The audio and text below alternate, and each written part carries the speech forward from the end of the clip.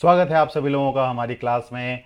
और आज हम करने जा रहे हैं क्लास 12 की केमिस्ट्री का फर्स्ट चैप्टर सॉल्यूशंस, उसके बैक एक्सरसाइज क्वेश्चन का solution.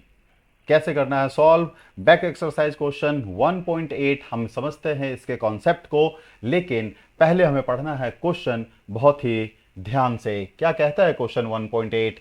N antifreeze solution is prepared from 222.6 gram of ethylene glycol and 200 gram of water. Calculate the molality of the solution. If the density of the solution is 1.072 gram per milliliter, then what shall be the molarity of the solution? ठीक है, तो बहुत ही बढ़िया सवाल।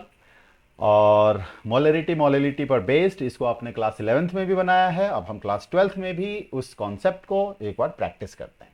तो देखिए यहां पर अब हम यहां देख रहे हैं कि क्वेश्चन में दिया है एंटीफ्रीज। तो एंटीफ्रीज एक्चुअली इथाइलिन ग्लाइकॉल को ही हम यूज करते हैं। एंटीफ्रीज हम कहते हैं जिसे वाटर में मिलाने के बाद क्या करता है, वो वाटर के फ्रीजिंग पॉइंट को काफी लोअर कर देता है। यानी अब वो वाटर 0 डिग्री सेल्सियस पे ना फ्रीज होकर नेगेटिव टेम्परेचर में पहुंच जाएगा। कितना नेगेटिव पहुंचेगा डिपेंड करेगा कि उसमें इथाइलिन ग्लाइकॉल की कितनी क्वांटिटी मिलाई गई। तो कोल्ड कंट्रीज में ये उस समय की बात है जब गाड़ियों के मशीन को ठंडा रखने के लिए उसमें कूलेंट का प्रयोग न करके रेडिएटर का उपयोग होता था, और उस रेडिएटर के अंदर पानी डाला जाता था मशीन को ठंडा रखने के लिए। ठीक है, तो कोल्ड कंट्रीज की बात करें या भारत के अंदर ही ऐसे राज्यों की बात करें जहां काफी बर्फीला मौसम रहता है सर्दियों में, तो क्या होता था, उन रेडिएटर के पानी बर्फ में बदल जाते थे जिससे कि गाड़ी स्टार्ट नहीं होती थी। तो उसमें ये एंटीफ्रीज सॉल्यूशन मिलाया जाता था जो कि इथाइलिन ग्लाइकॉल का मिक्सर था वाटर के साथ। इससे वाटर की फ्रीजिंग पॉइंट नेगेटिव में पहुंच जाती थी। बहुत ज्यादा नेगेटिव करना था, ज्यादा क्वांटिटी में इथाइलिन ग्लाइकॉल मिला दिया। इससे जो दिक्कत आती थी कि वाटर हमारा फ्रीज हो जाता था रात में काफी लो टेम्परेचर होने की वजह से। अब काफी लो टेम्परेचर के बाद भी वाटर फ्रीज नहीं होता था और सुबह गाड़ी स्टार्ट होने में फिर परेशानी नहीं होती थी। लेकिन अब कूलेंट का समय है, अब वो ऐसी दिक्कत नहीं रह गई है। ठीक है, चलिए भाई देखते हैं। तो जो बेसिक आपको मैंने जो पॉइंट्स बताए हैं न्यूमेरिकल्स बनाने का, वो कि पहले न्यूमेरिकल्स को ध्यान से पढ़िए, दी गई सभी वैल्यू को नोट डाउन कीजिए। तो चलिए भाई, तो antifreeze solution is prepared from 222.6 gram of ethylene glycol, यानी मास ऑफ सॉल्यूट जिसे हम WB से रिप्रेजेंट कर रहे हैं 222.6 ग्राम है। और इसका मोलर मास भी हम निकाल लेंगे क्योंकि हमें इसके नंबर ऑफ मोल्स की जरूरत पड़ेगी, चाहे मोलिलिटी हो या मोलरिटी हो। तो ये फॉर्मूला आपको दिया गया है C2H6O2। बार बार आपको पहले भी कहा है कि अगर ये क्वेश्चन आपके स्कूल लेवल एग्जाम में आए या बोर्ड लेवल एग्जाम में आए तो मोलर मास गिवन होगा। फिलहाल यहाँ नहीं है तो हम इसको कैलकुलेट कर लेते हैं। तो 12 दूना 24 प्लस 6 प्लस 16 दूना 32, तो ये हो गया 24 6 30 30 60 62 ग्राम पर मोल। तो ये इसका मोलर मास है एमबी का। अब WA देखते हैं, यानी मास ऑफ सॉल्वेंट। तो यहां पर वाटर हमारा सॉल्वेंट है और वाटर का मास हमारा 200 ग्राम है। तो देखें, एक जनरल कॉन्सेप्ट हमने पढ़ा था कि जिसकी क्वांटिटी ज्यादा होती है हम उसे सॉल्वेंट मानते हैं और जिसकी क्वांटिटी कम होती है उसे हम सॉल्यूट मानते हैं।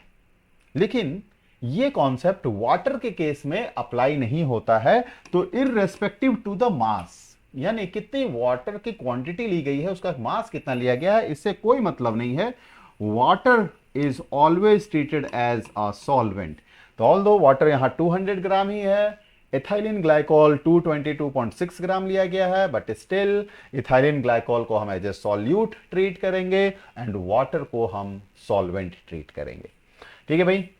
चलिए, तो मोलैलिटी निकालने के लिए और हमें कुछ नहीं चाहिए, तो आप देख लेते हैं। तो फॉर्मूला जो हमारा मोलैलिटी का होता है ये होता है नंबर ऑफ मोल्स। अगर नंबर ऑफ मोल्स नहीं है तो given mass upon molar mass of solute into 1000 upon mass of solvent in gram.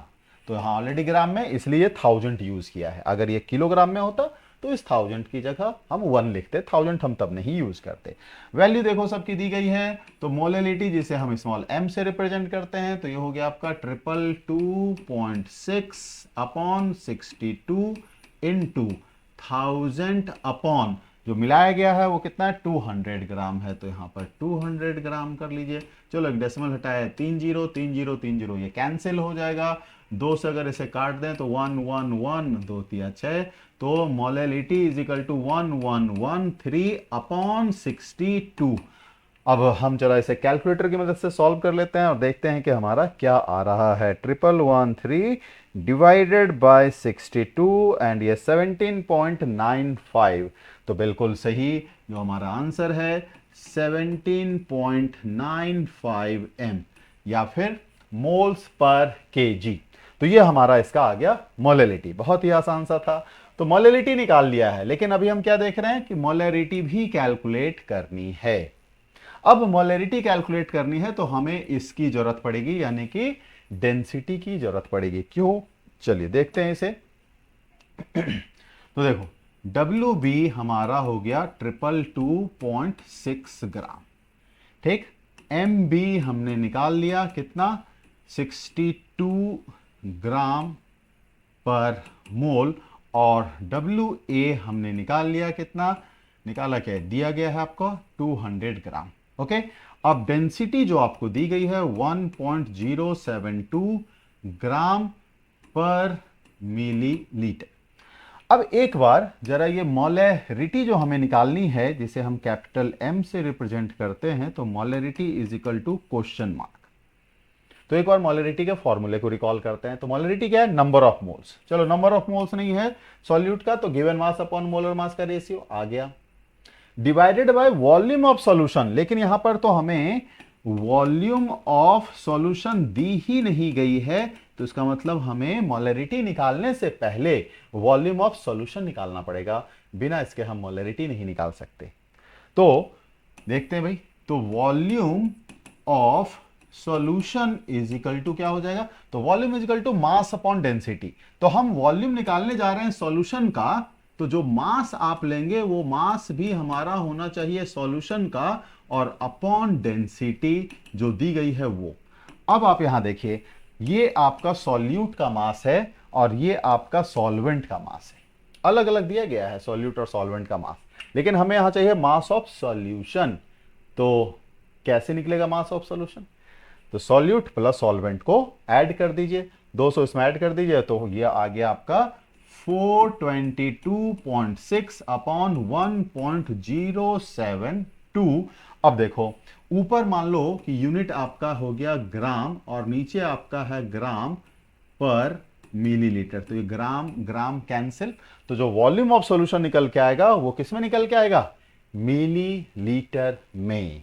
तो अब इसे डिवाइड कर देते हैं भाई, तो हमारा ये 422 पॉइंट, अगर इसको ऐसे भी छोड़ दें तो कोई दिक्कत नहीं है, रहने दीजिए। अभी यहां पर हम फॉर्मूले में जब पुट करेंगे तब हम इसको सॉल्व कर लेंगे, ठीक है। चलिए आगे बढ़ते हैं। तो अब हम देखते हैं कि मोलैरिटी का जो फॉर्मूला है उसमें आपका नंबर ऑफ मोल्स, अगर नंबर ऑफ मोल्स नहीं है तो given mass of solute upon molar mass of solute into 1000 upon volume of solution, ये हमें चाहिए। अब देखो WB कितना हुआ है 222.6, MB कितना आया था 62 इंटू 1000 अपॉन, अब वॉल्यूम में क्या आया था मास अपॉन डेंसिटी, तो मास हमारा कितना निकला था 422.6 अपॉन डेंसिटी 1.072। अब देखो नीचे से ये जो डेंसिटी है डिनोमिनेटर ये ऊपर आ जाएगा, तो अब ये हमारा बन जाएगा 222.6 into 1000 into 1.072 divided by 62 into 422.6। बस अब इसको हम सॉल्व कर लेते हैं, तो इससे हमें क्या निकल के आ जाएगा, मोलैरिटी 222.6 इंटू 1000 इंटू 1.072, तो ये आपका आ गया ऊपर न्यूमरेटर में 238627.2 और ये डिवाइडेड बाय हो जाएगा, ठीक है। तो ये divided by 62 and divided by 422.6, तो ये आंसर आपका आ गया 9.107 एम। तो आ गया 9.10 एम। तो ये मोलरिटी हमारे निकल के आ गई 9.107 या 10 मोलरिटी। कैलकुलेशन थोड़ी सी टेढ़ी हो सकती है, एक्यूरेसी होनी चाहिए और साथ में स्पीड भी, ताकि ये ना हो कि भाई पेपर ही हमारा छूट गया। तो कैलकुलेशन में आपकी स्पीड और एक्यूरेसी दोनों इंपॉर्टेंस है दोनों का। अब देखते जरा इसको एक अलग तरीके से बनाते हैं। मोलैलिटी ये हमारा दिया हुआ दिया क्या आया था हमारा 7.95। एक्चुअली हमने पहले मोलैलिटी ही कैलकुलेट की थी, तो मोलैलिटी हमारे आ गए थे 7.95 एम। अब हमें निकालनी थी मोलैरिटी, है ना। तो molarity is equal to question mark. तो हम इन दोनों के रिलेशन से भी निकाल सकते हैं। पिछले भी एक क्वेश्चन के दौरान मैंने मोलैरिटी और मोलैलिटी के बीच का क्या रिलेशन है डिराइव करके दिखाया था। चलो एक बार फिर से कर लेते हैं। तो मोलैलिटी में हमारा है number of moles of solute upon weight of solvent into 1000, ठीक।